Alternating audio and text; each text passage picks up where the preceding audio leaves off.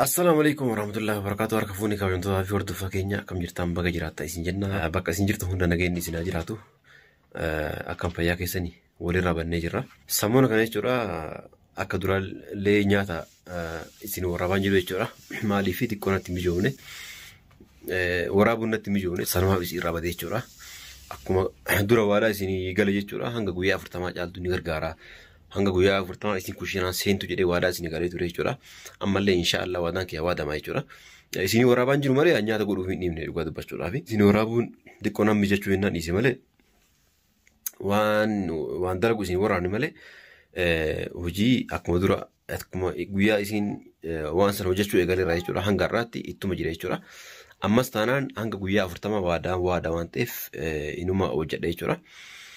Akkasii isin jedha akka maaliif wayii hajjii yaada jijjiirate jettin akkanatti aarri jechuu isin jechuu barbaade akkuma itti fufee jira har'a ammoo waan tokko waliin kan dalagnu ta'a jechuudha. Wanni kun maali yoo jettan immoo iraata amma dhiyooma bakka dalagaa deemee dhufu jira jechuudha. Kanaafuu amma iraata godhee fi kophaa keessatti taane walumaan kushiinaa seenne jechuudha. Walumaan goona hanga xumura sagantaa keenyatti hordofaan affeerraa keenya. Waan isin irraa badeef illee ammoo dhiifama guddaa na godhaa isin jedha. Hanga xumura sagantaa keenyatti hordofaan affeerraa keenya maal akka hojjennu immoo walumaan kan laallu ta'a walumaan hojjennaa waan ani hin beekne na barsiisaa waan hin beekne ammoo narraa barachaa jechuudha. Akkasitti itti fufaa isin jenna hanga xumura sagantaa keenyatti hordofaan affeerraa keenya amma inshaallah guyyama xiqqoo tafe guyyama 10 yookaan 10 takka 2 tafa jechuudha. Isin guyyaa 40 ga'uufi akkasii isin jenna hanga xumura sagantaa keenyatti hordofaan affeerraa keenya. Bye bye. Ture gamanta hordofaa keenya akkuma mana isin jedhee jechuudha amma ashaa isiidha jaaltuudhaaf darbuudhaaf deemaa jechuudha. Dhiifamni naa godhaa fi sammuna kana isiirraa badee jira xiqqoo waan natti mijoofnee fi godhuu dhaabee osoo hin taane waraabuun xiqqoo natti mijoofne sanumaa fi isiirraa badee inshaallah waadaa guyyaa 40tti waadaa seenee fi waan jiruuf inshaallah rabbi jedhee guyyaa 40 isii waadaa kan hin qabattu yoo rabbi jedhee namoota waan danda'uun akkasitti qarqaara jechuudha inshaallah. Akkasii har'a immoo waan dalaguuf deemnu kan wajjin agartaa jechuudha. Hanga xumura sagantaa keenyatti hordofaan affeerraa keenya akkamii akka dalamuu fi akkuma duraa jechuudha waan an balleesse akkasuma sirrii jira moo sirrii hin jiru akkuma yeroo kana duratti jechuudha karaa koomentii keessaniitti naa ibsaa turtan jechuudha. Ammallee akkasuma akka nafana wajjin turtan gamanumaan kabajaa irraa isin gaafadha jechuudha. An kophaa kee dalagaa jira osoo hin taane isin wajjin dalagaa jira jechuudha. Nufaan tura. Kuma baay'ee namatti jiru. Você passa, vai botar aí um gato.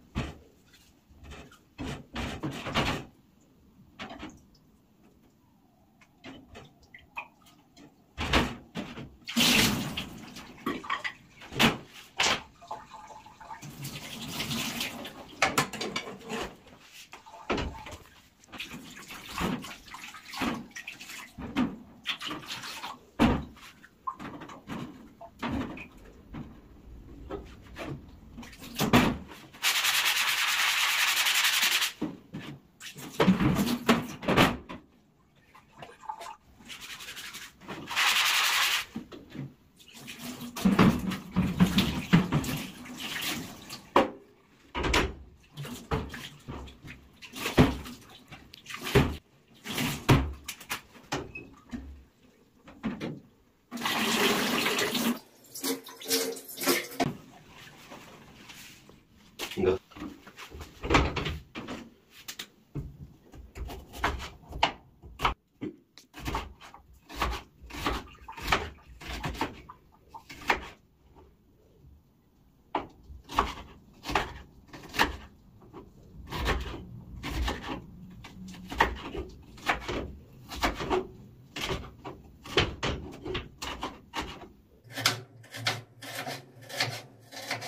Adanya rombongan kali putih juga.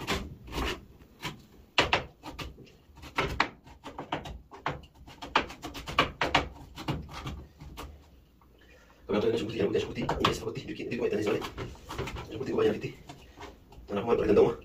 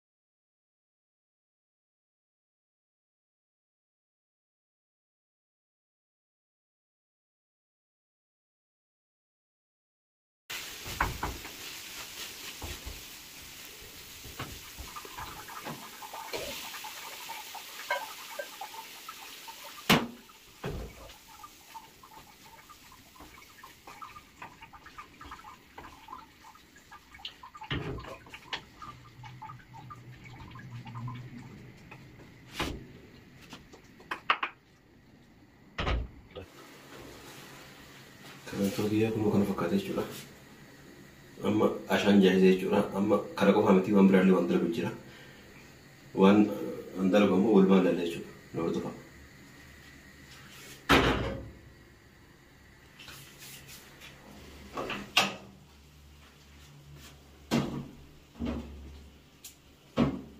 Dhugaa dubbachuudhaan wanni dalaguuf deemu jechuudha. Namoonni beekanii kan beekne immoo akka irraa barataniifi.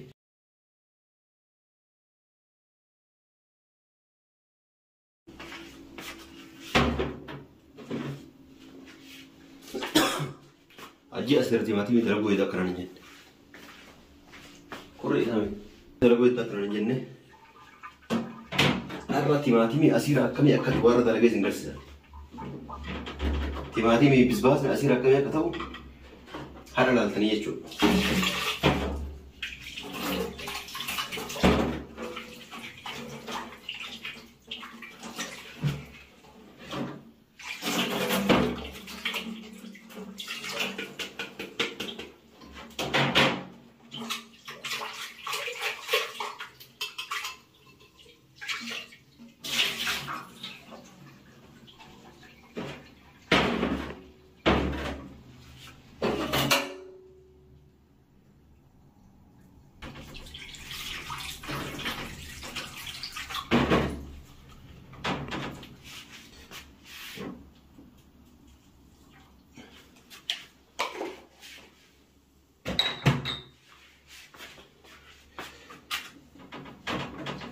Timaatimonni soogotatti godhee miidhuu jechuudha. Dirqama jechuun waan qulqullaa'ee seenaan ba'uufi. Maaliif caaltuu waan nyaattuuf daa'imaaf yoo xiqqoo turii qabaate daa'imaaf gaarii miti. Isii haala daa'imna harmaa hawwatuuf dirqama waan qulqullaa'uu qaba jechuudha. Maaliif salaawwanni akka timaatimii barbaade kunni yoo seeraan hin miicame yoo isii garaan dhukkubee daa'imas garaan hin dhukkubaa jechuudha. Seen galee. Kanaaf akkamii yeroo hundaa yeroo waarii kusoo guddatti godhaa akkanaan hin jenneef.